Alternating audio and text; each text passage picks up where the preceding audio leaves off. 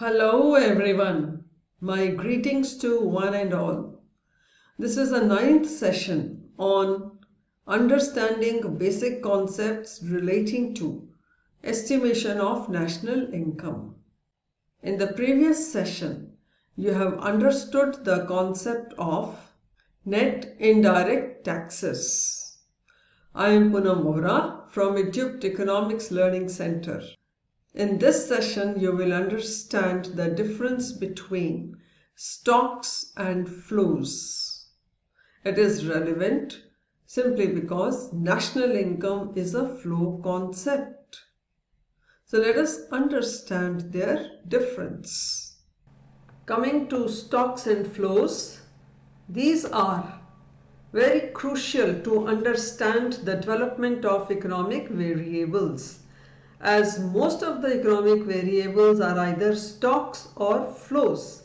Let's understand what does it mean.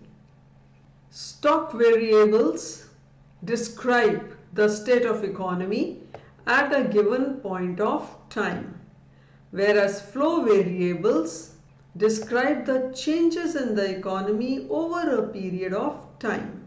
Stocks are accumulated or depleted over time by flows, whereas flows represent the rate of movement of items in and out of stocks.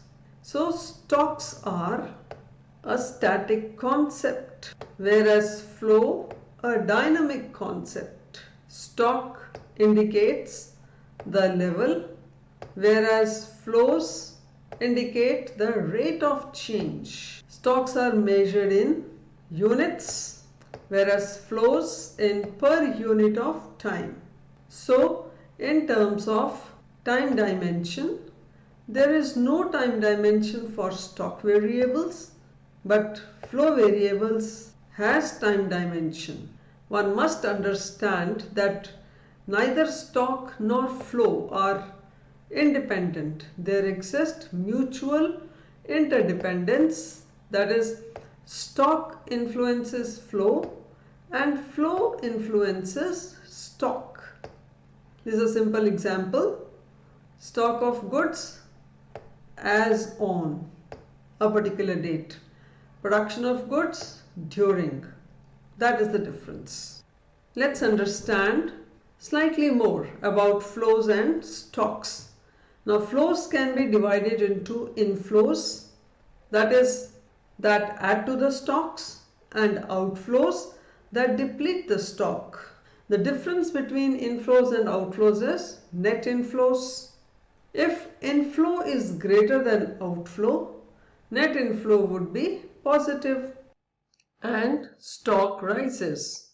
But if inflow is less than outflow, net inflow would be negative and stocks deplete. Now let's understand these with the help of few examples. Simplest example is bathtub. The level of water in the bathtub is a stock. Water coming out from the faucet is an inflow and draining of the water is outflow. If you plug the drain, turn on the faucet, net inflow would be positive and stock of water will start rising. If you close the faucet and open the drain, net inflow of water will be negative and stock of water will fall. Same is applicable to all the economic variables. Let's see the case of GDP. It is the value of final goods and services produced by an economy during a given period of time. That is, GDP is a flow variable. It is an inflow to the stock of inventory in the economy. The stock of inventory comprises of raw materials, semi-finished, finished goods and goods meant for sale in the market. But such inventory is very less within the country as consumption spending, investment and exports take place, which are considered as outflows.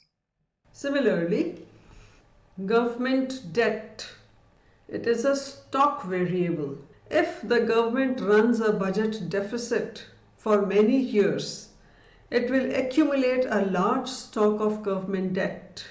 because interest needs to be paid on the stock of debt, and interest payments are a part of budget spending. So it becomes harder to stop accumulating the debt when the stock is already large. So stock affect the flows. Greater the stock, greater will be the flow. Greater the flow, greater will be the stock. So stocks and flows are mutually interdependent. Now assess yourself and identify whether the following statement is true or false. The statement is, change in stock is a flow variable.